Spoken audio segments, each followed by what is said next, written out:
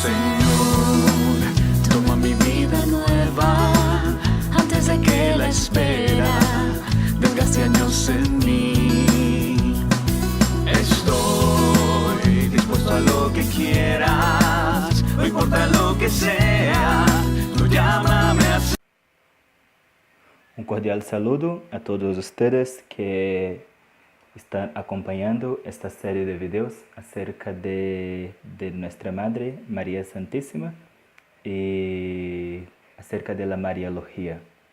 Deseo que estos videos puedan contribuir con vuestra formación y que pueda también ayudar a profundizar aún más en esta parte de la teología que para nosotros los católicos es muy importante, porque tiene que ver con la devoción mariana, con la participación de María en la obra de salvación, en el proyecto de salvación. María ha tenido un papel, digamos que protagonista ahí, y como ya se los he dicho en la primera clase, hay que reconocer tanto el papel humano como el papel divino de María y su participación en la obra redentora de Jesucristo.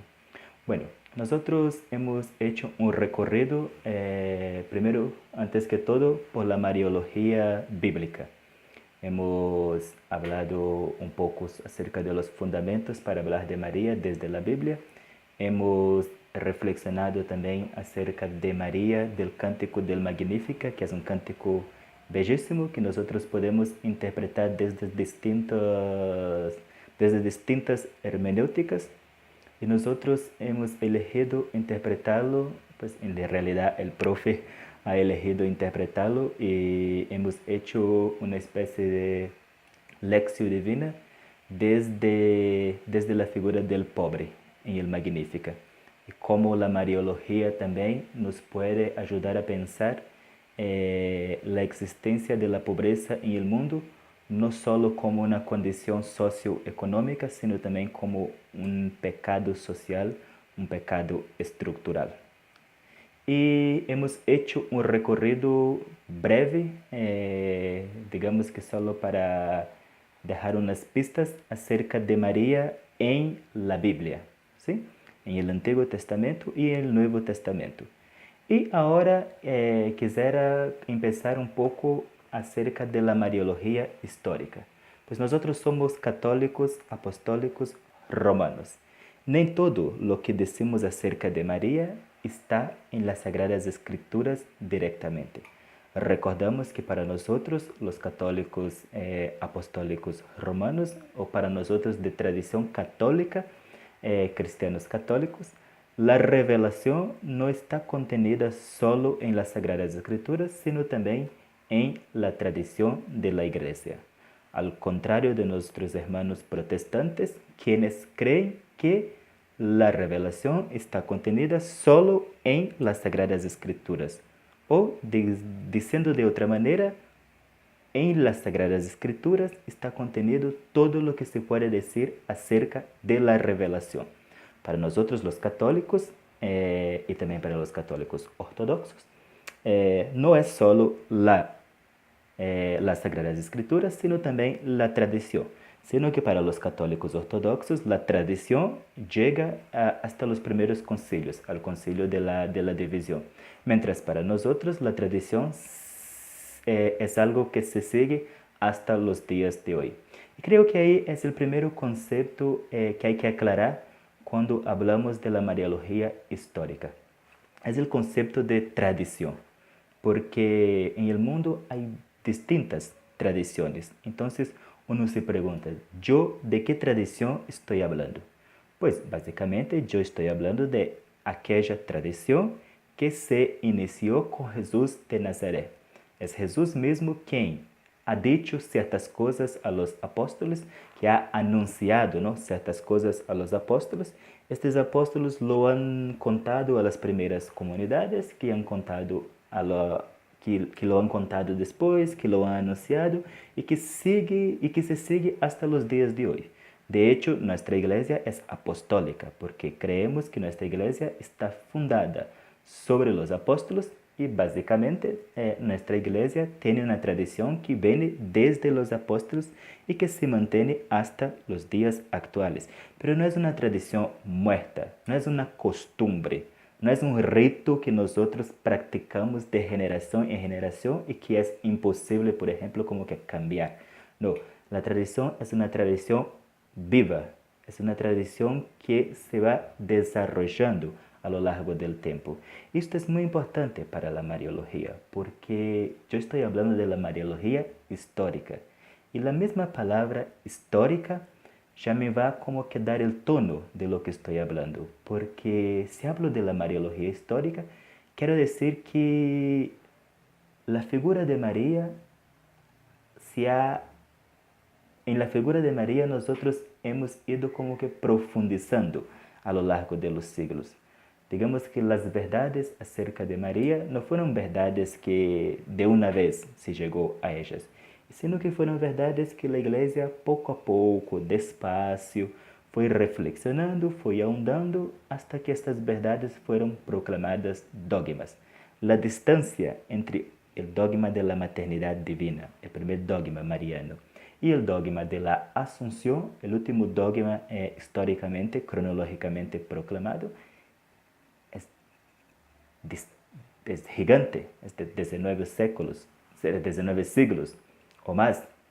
Entonces, esto ya nos permite ver cómo que la figura de María ha estado presente a lo largo de la historia de la Iglesia y cómo en distintos momentos de la historia la figura de María nos ha ayudado a profundizar acerca de una cosa específica sobre Cristo.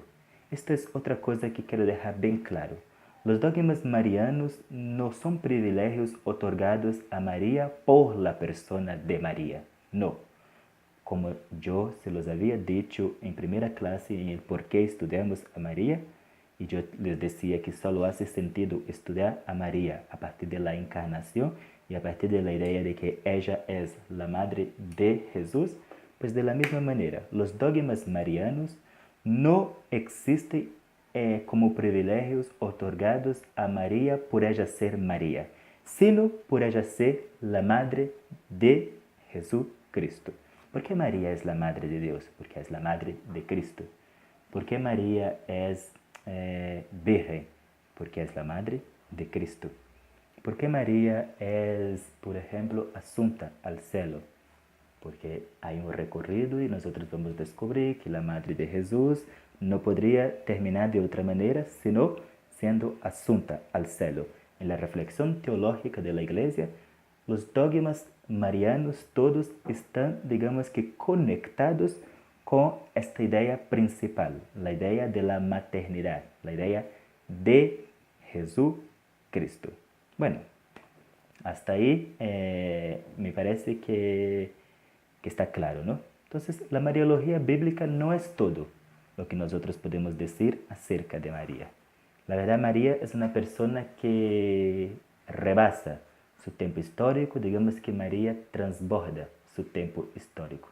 Cada comunidad de fe en cada siglo, así como han tenido que formular su fe en Jesucristo, también han tenido que formular su fe en la Virgen, su fe en María. Y nosotros no somos distintos a las demás comunidades. Para hablar un poco acerca de los dogmas marianos y de por qué los dogmas marianos, hay que volver a los primeros siglos de la Iglesia y contar un poco de historia. Y el documento que yo los voy a enviar, quiero que ustedes lean el documento para que tengan un poco más claro la historia de los dogmas. Yo no voy a desarrollar aquí cada dogma, sino que ustedes van a leer y ustedes mismos van a desarrollar. Pero los primeros dogmas contestaban a unas problemáticas específicas. Si ustedes han leído historia de la Iglesia, saben que los primeros siglos de la historia de la Iglesia han sido marcadas por las herejías. Digamos que los padres de la Iglesia y las madres de la Iglesia han tenido que hacer frente a las herejías que surgieron en los primeros siglos. ¿Por qué? Recuerden que hasta que se llegara al proclamar el dogma de Jesús, verdadero hombre, verdadero Dios, se ha tardado, no tengo exactamente la fecha, pero digamos que 3 siglos, más o menos. O sea que esta también ha sido una fe que la Iglesia ha ido desarrollando a lo largo de los siglos. La comprensión de la revelación ha sido histórica en la Iglesia.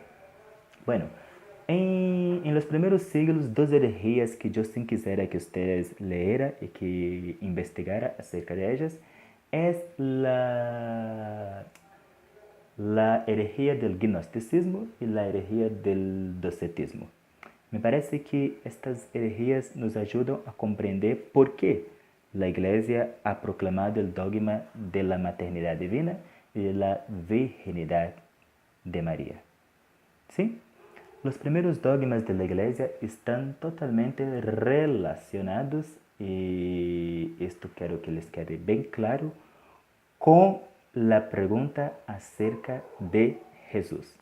Así que cuando ustedes vayan a estudiar un dogma de María, ustedes tienen que preguntar, ¿cuál es el aspecto cristológico de este dogma? O más bien, este dogma, ¿cómo este dogma me ayuda a acercarme al misterio de Cristo? Porque este tiene que ser el papel de María, ayudarnos a acercarnos a Cristo. Recuerden que Cristo es el centro de nuestra fe. Nuestra fe es trinitaria, pero es cristológica. Es neumatológica, pero es cristológica. Nosotros tenemos Cristo en el centro. Y todos los dogmas de la Iglesia, así como la ética de la Iglesia, así como la moral en la Iglesia, así como los sacramentos, la liturgia, la espiritualidad, nos tiene que ayudarnos a acercarnos a Cristo y a configurarnos con Cristo. La Mariología no podría ser distinto. Regresando a los primeros siglos, a la herejía del gnosticismo. El gnosticismo ha sido un movimiento que ha dejado huellas en la historia de la Iglesia. Digamos que aún en nuestro siglo hay formas de gnosticismo. El gnosticismo lo que decía básicamente que el objetivo del hombre era alcanzar el saber, la sabiduría, el logos. Ellos eran personas que valoraban antes que todo el conocimiento de Dios y de sí mismos. Los gnósticos y la gnosis cristiana, ellos tenían el conocimiento como lo fundamental de su fe y de su prédica. Pero los gnósticos tenían un problema. Ellos negaban la encarnación del Hijo de Dios. Para ellos, Jesucristo no era el Hijo de Dios, sino que era un ser humano muy elevado, un ser espiritual muy elevado. ¿Por qué los gnósticos negaban la encarnación del Hijo de Dios? Básicamente porque los gnósticos creían que este mundo era malo. Ellos creían que este mundo era impuro. Ellos creían que este mundo no merecía recibir al Hijo de Dios. Y ellos decían que un hombre nacido de mujer no podría ser el Hijo de Dios porque era un hombre impuro. Era un hombre que sufría de todo lo que nosotros los seres humanos sufría. Entonces, ¿cómo puede un hombre nacido de mujer ser el Hijo de Dios? Esto fue un gran problema en la Iglesia. Así como la idea de que el conocimiento es lo que nos va a conducir a todo. Es para hacer frente al gnosticismo y también al docetismo, la otra herejía que quiero que ustedes investiguen, que la Iglesia ha llegado a proclamar los primeros dogmas cristológicos. ¿Cuáles fueron?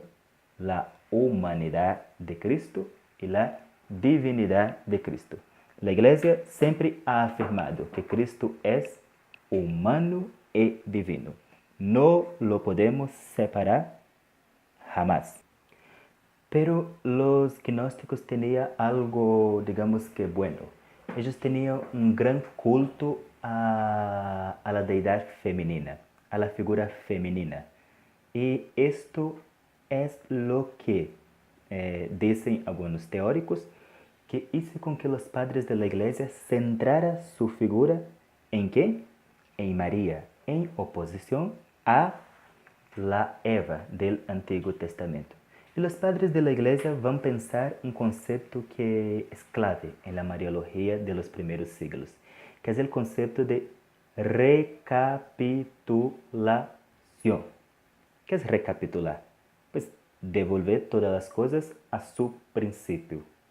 Y básicamente, para explicar la idea de recapitulación, pongamos la encarnación en la mitad.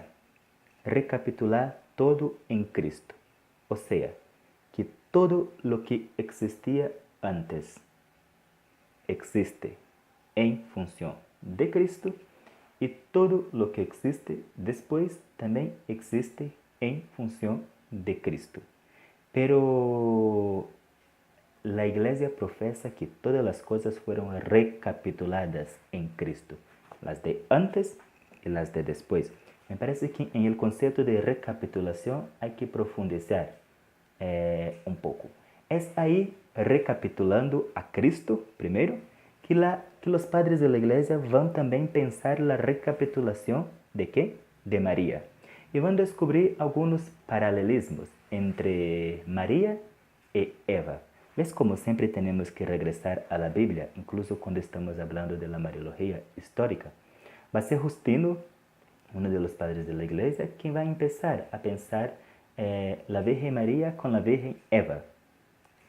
Claro, porque Eva también era una virgen cuando recibió el anuncio del ángel malo, la serpiente, y María también era una virgen. Digamos que Eva concibió la palabra de la serpiente y dio a la luz la desobediencia ya y la muerte, ¿no? Ya María, también virgen, acogió con fe y alegría la palabra del ángel bueno y permitió que el verbo se encarnara en ella. Y de ella nació el santo, el Hijo de Dios, ¿no? Ahí que hay ciertos paralelismos entre Eva y María. Me parece muy interesante que ustedes investiguen los paralelismos acerca de Eva y María. Es otro tema para entender toda la dogmática de la iglesia. Ahí van a ver que la primera Eva fue una virgen desobediente, que cayó en pecado. Al contrario, la segunda Eva, María, fue la virgen obediente a la palabra de Dios. Y por esto el Hijo fue engendrado en ella, etcétera, etcétera y tal. Me parece muy bonito los paralelismos. Por ejemplo, el paralelismo entre el primer Adán y el segundo Adán. El primero fue desobediente en el madero, el segundo fue obediente en el madero. La primera Eva y la segunda Eva. La primera fue seducida por el mal, o sea que fue mal evangelizada y era virgen. La segunda fue bien evangelizada y también estaba prometida a un hombre, así como la primera Eva, pero desobedeció. Pero mientras la primera desobedeció, la segunda obedeció. Así que por medio de una virgen entró la muerte en el mundo, pero por medio de otra virgen entró la vida en el mundo. Fue una desobediencia virginal en Eva y es una obediencia virginal en María. Así que hay muchos paralelismos ahí que uno puede establecer entre los dos. En las ideas positivas que se los voy a enviar, en el documento también, ustedes van a encontrar todos los paralelismos y lo van a leer con más profundidad. Aquí yo solo empiezo a dejar estas pistas para ustedes, ¿sí? Pero los padres de la iglesia van a decir una cosa muy bonita acerca de María en los primeros siglos. Es que María es el prototipo de Eva. O sea que cuando creó Eva, Dios estaba pensando en María. Así como las cosas son recapituladas en Cristo, o sea que cuando Dios creó el mundo y creó el hombre, Él estaba pensando en la imagen y semejanza. Y el único que ha sido imagen y semejanza, pues ha sido Cristo. Entonces Dios estaba pensando en Cristo cuando creó al ser humano, pues cuando creó Eva, la primera mujer, Dios estaba pensando en María, estaba pensando en la perfección, ¿sí? Me parece muy bonito esta idea, ¿sí? Una idea también que me parece muy bonita es la idea de recirculación, que tiene que ver también con la misma idea de recapitulación. Y en una imagen, por ejemplo, los nudos que Eva ató al principio por medio del pecado, María lo desata por medio de la desobediencia. Y cuando María desata este nudo por medio de la obediencia, todos los nudos de la historia han sido desatados. Porque quien desata al fin y al cabo los nudos es Jesús.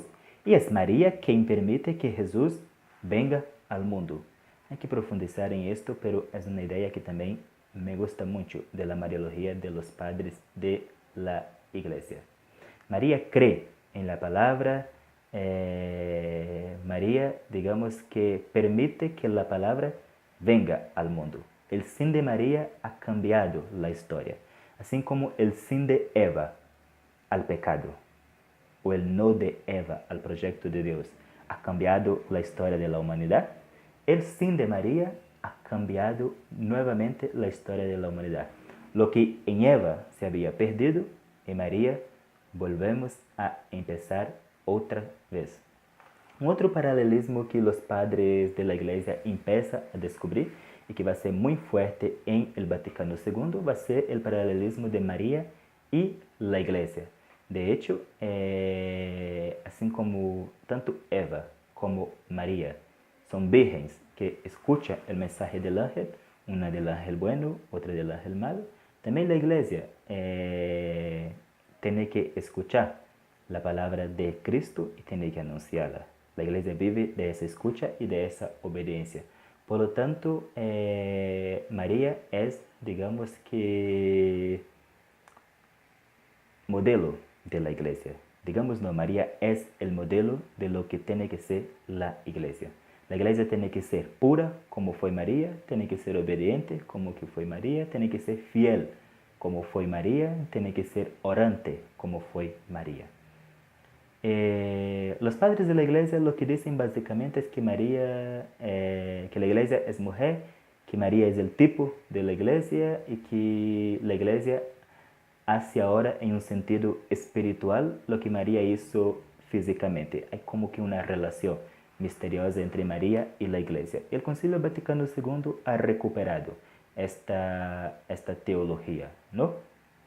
Y hay que desmentir una cosa que a veces uno escucha, que la Mariología y toda la historia de la devoción a María nace como una respuesta de la Iglesia al culto femenino. Yo dije que sí, hay una influencia del culto de los gnósticos a las deidades femeninas, pero no. La devoción a María y la búsqueda por decir quién es María nace de la búsqueda por decir quién es Jesús. Es cuando la Iglesia se pregunta acerca de la identidad de Jesús, ella también se va a preguntar acerca de la identidad de su madre María. Bueno, yo junto con este video se les voy a dejar un texto en donde es un pequeño resumen de los 4 grandes dogmas marianos. Y en este texto ustedes van a leer y van a hacer en sus cuadernos un pequeño resumen también de los dogmas, del significado teológico de los dogmas, del significado histórico de los dogmas y del significado espiritual.